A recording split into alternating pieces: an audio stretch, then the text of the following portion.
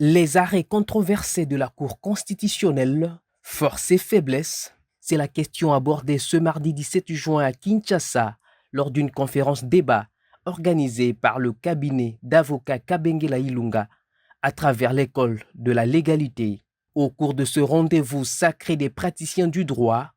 une analyse critique a été portée sur quelques arrêts de la Cour constitutionnelle. Pour ce faire, 3 catégories d'arrêts dont ceux rendus en matière de contrôle de constitutionnalité, ceux rendus en matière répressive et ceux rendus en matière électorale ont été analysés et soumis au débat. Nous avons relevé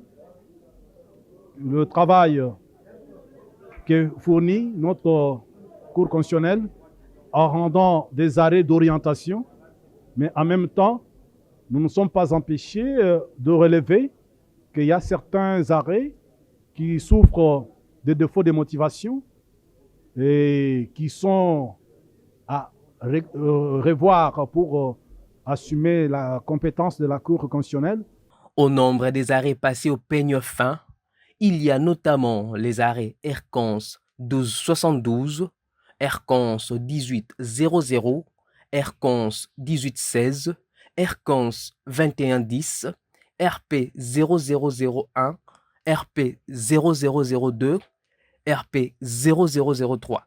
S'agissant de ces derniers, Maître Kabengela Ilunga estime que la Cour ne l'a pas suffisamment motivé. Selon lui, le constituant n'a pas voulu qu'un ancien président de la République ou un ancien Premier ministre ne soit poursuivi après cessation de ses fonctions pour des faits commis dans et à l'occasion de l'exercice de ses fonctions. Par rapport à l'arrêt que vous citez, l'arrêt Matata, je relevais que la Cour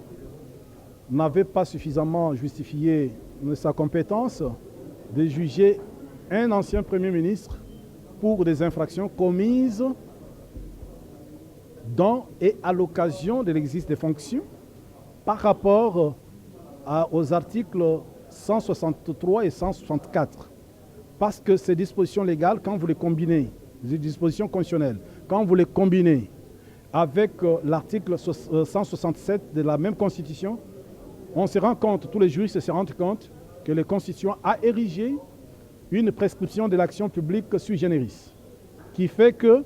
tant qu'il est en fonction, le Premier ministre, le Président de la République peut être poursuivi pour des faits commis dans et à l'occasion des fonctions. Et cela est corroboré par l'article 7 de la loi portant statut d'ancien président de la République. Et que pour des faits commis en dehors de la fonction, l'article 167 de la Constitution donne la possibilité de poursuivre le président de la République ou le Premier ministre à la fin, donc à l'expiration du mandat. Alors là, la Cour constitutionnelle devra être invitée à orienter les débats, sinon la jurisprudence, entre les faits commis en dehors de la fonction, avant d'accéder aux fonctions, et ceux commis en dehors de la fonction, après la cessation des fonctions. C'est une distinction importante à établir pour justifier, le cas échéant, l'incompétence de la Cour constitutionnelle de juger un ancien président de la République pour des faits commis dans et à l'occasion de ses fonctions, mais après. Donc, le Constituant ne souhaite pas qu'un ancien président de la République, un ancien Premier ministre soit poursuivi après cessation de fonctions pour des faits commis dans et à l'occasion de l'exercice de ses fonctions. Pour ce faire, pour les faits commis en dehors de l'exercice de ses fonctions, l'article 167 de la Constitution donne la possibilité de poursuivre le président de la République ou le Premier ministre à l'expiration de mandat. Un débat qui a tenu l'auditoire en haleine et a éclairé la lanterne de plusieurs juristes